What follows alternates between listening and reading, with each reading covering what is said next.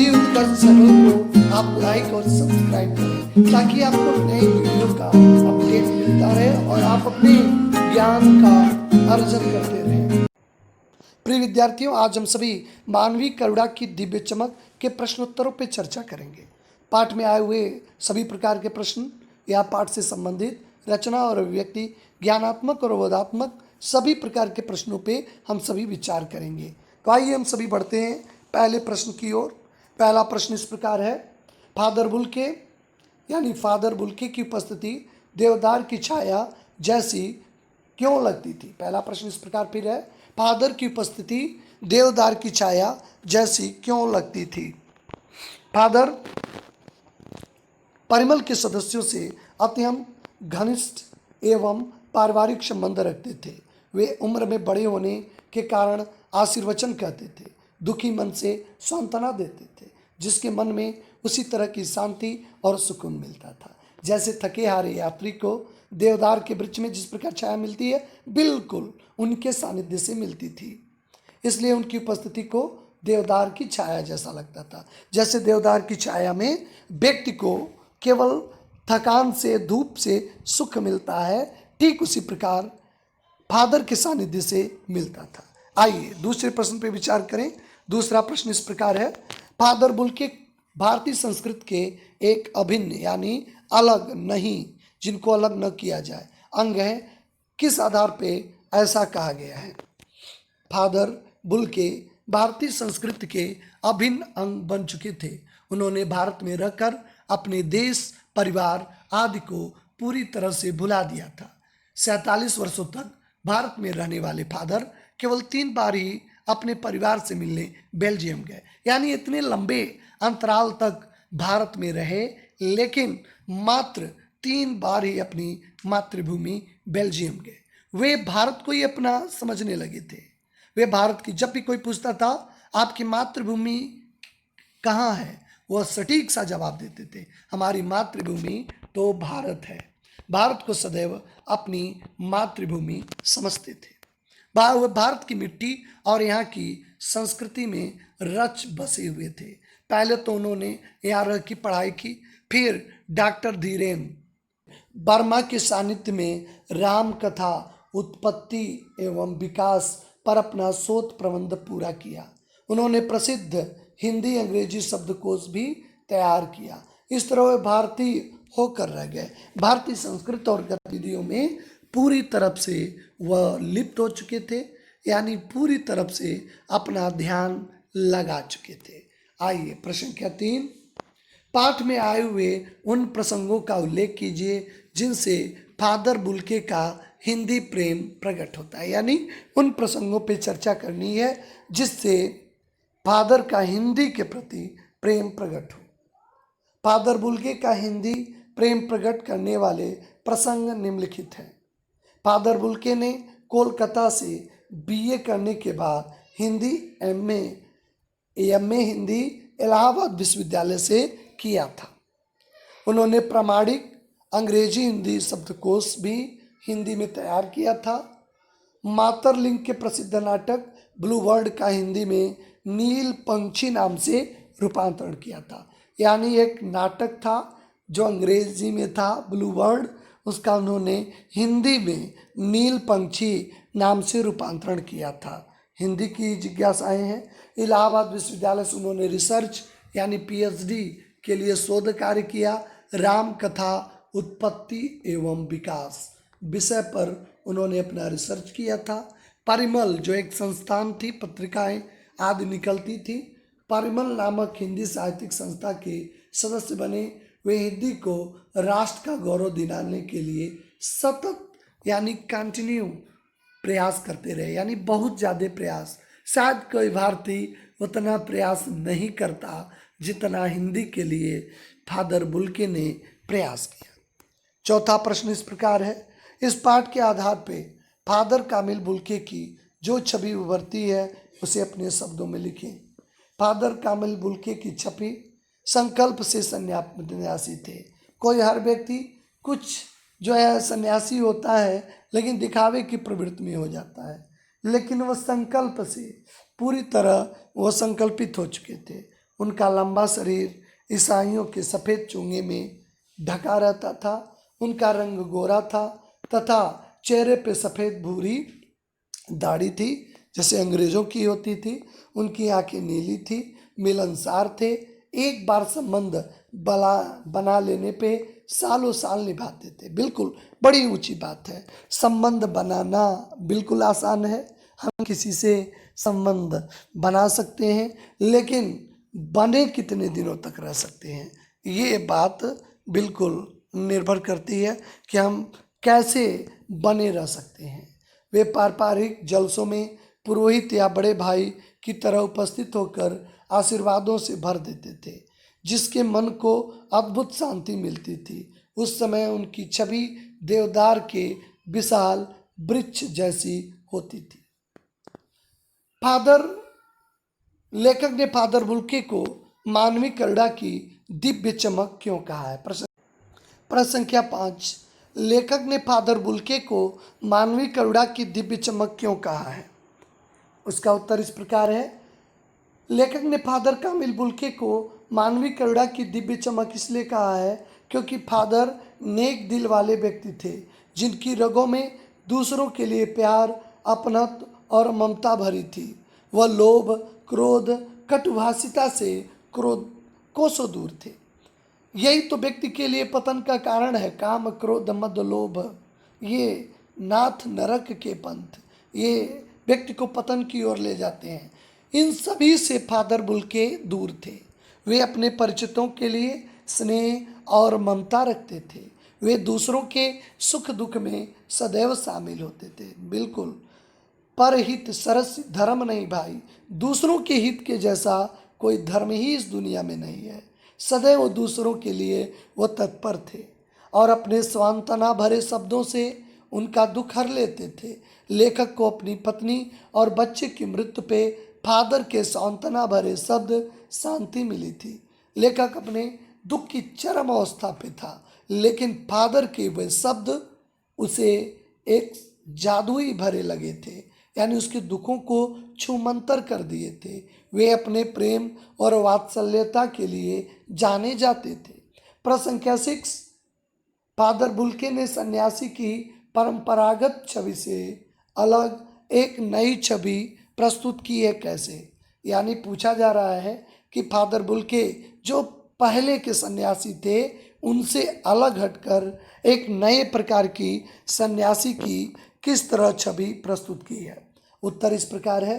परंपरागत रूप से सन्यासी की एक छवि को लेकर जीते हैं। उनका विशेष पहनावा होता है। वे सांसारिकता से दूर होकर एकांत में जीवन बिताते हैं। उन्हें मानवीय संबंधों और मोह माया से कुछ नहीं होता है। वे लोगों के सुख दुख में तटस्थ रहते हैं, यानी कुछ भी लेना देना नहीं है, और इस वंदना में समय बिताते हैं। ये सब लक्षण हैं परंपरागत सन्यासी के। लेकिन इसके विपरीत फादर बुल्के परंपरागत सन्यासियों से भिन्न थे। वे मन के नहीं संकल्प के सन्यासी थे। एक बार संबंध बनाकर तोड़ना नहीं जानते थे। वे लोगों से अत्यंत आत्मीयता से मिलते थे। वे अपने परिचितों के सुख दुख में शामिल होते थे। वे देवदारू वृक्ष सी शीतलता से भर देते थे।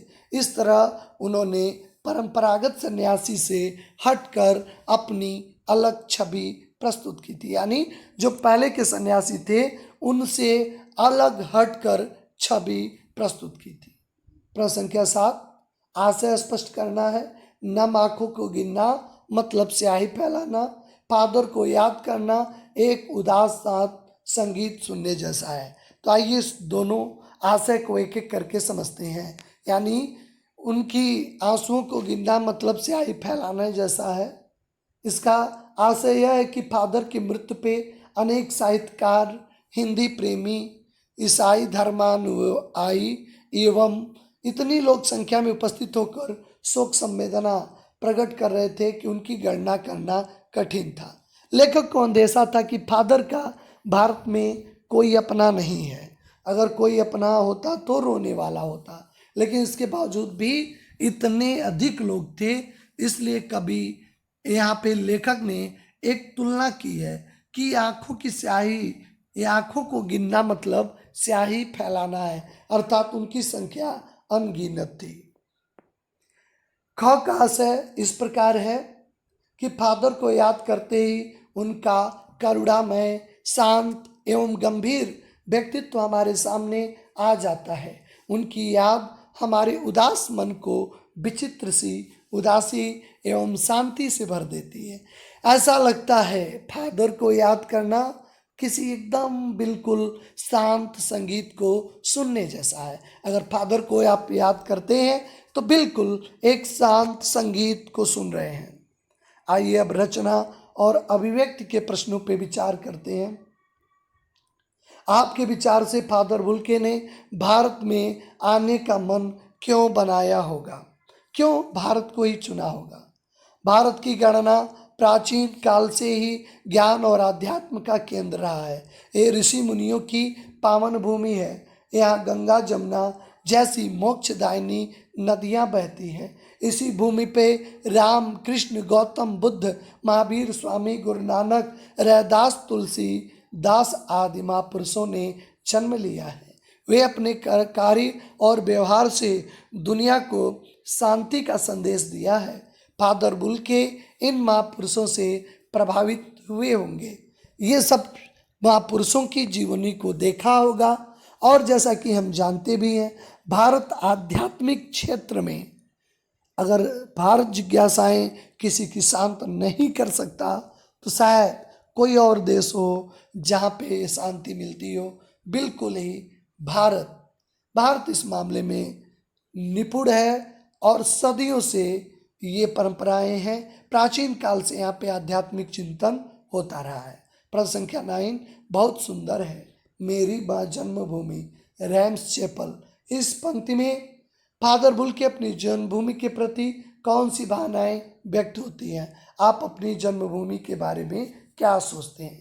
बहुत सुंदर है। मेरी जन्मभूमि स्वर्ग से बड़ी होती है। जननी जन्मभूमिश्च।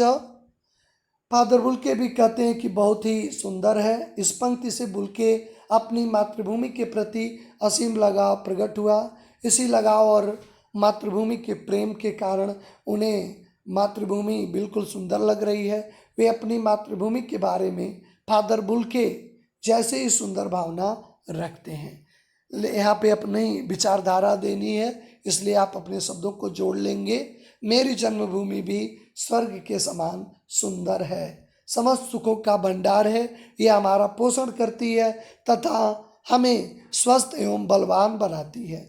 यह हमारी माँ के समान है। एक और यहाँ की 6 ऋतुएं इसकी जलवायु को उत्तम बनाती हैं, तो दूसरी ओर अमृत तुल्य जल से भरी गंगा जमुना प्राणियों की प्यास बुझाती है।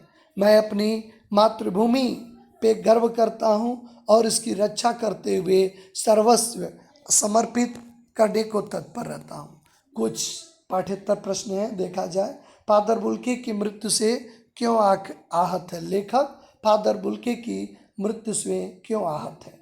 फादर बुल्के लोगों के सद्व्यवहार करते हुए हमेशा प्यार बांटते हैं। वे किसी पे क्रोध नहीं करते हैं। लेखक ने कभी देखा भी नहीं था। उनके मन में दूसरों के लिए सदैव सहानुभूति एवं करुणा भरी रहती है। ऐसे व्यक्ति की मृत्यु जहरबाद एवं नामक कष्टदायी फोड़े से हुई। फादर जैसे उदार महापुरुषों के लिए मृत्यु के बारे में जानकर लेखक बिल्कुल आहत हो गया कि जो दूसरों के लिए हमेशा अच्छा करते हैं उन्हें मृत्यु का ऐसा विधान क्यों। दूसरा है, फादर का शब्द चित्र किस तरह लेखक ने खींचा है?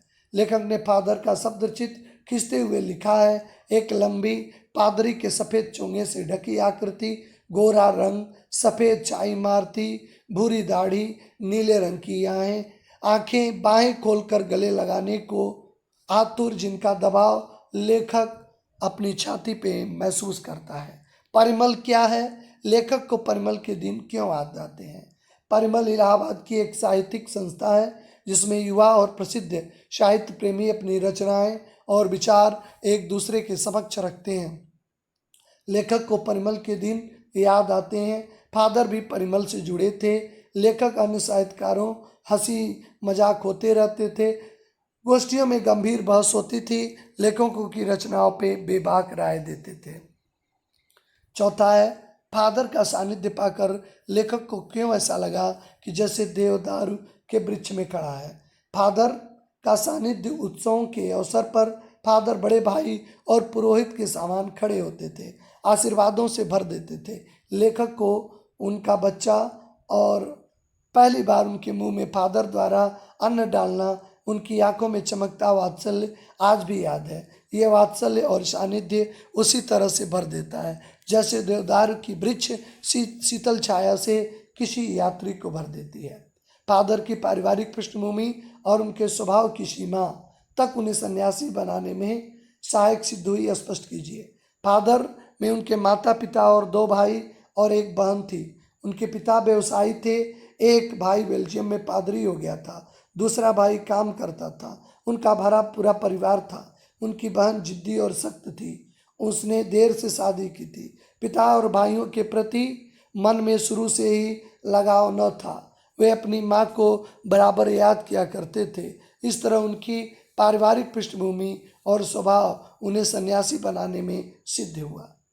छठवां है, सन्यासी बनने से पूर्व फादर ने धर्म गुरु के सामने क्या शर्त रखी। सन्यासी बनने से पूर्व फादर ने जब इंजीनियरिंग के अंतिम वर्ष की पढ़ाई कर रहे थे तो उसे बीच में छोड़कर धर्मगुरु के पास गए और सन्यास लेने की बात कही। उन्होंने धर्मगुरु के सामने अन्य देश कहीं नहीं, भारत जाने की शर्त रखी, क्योंकि भारत की प्राचीन संस्कृति और यहाँ जन्म ले चुके महापुरुषों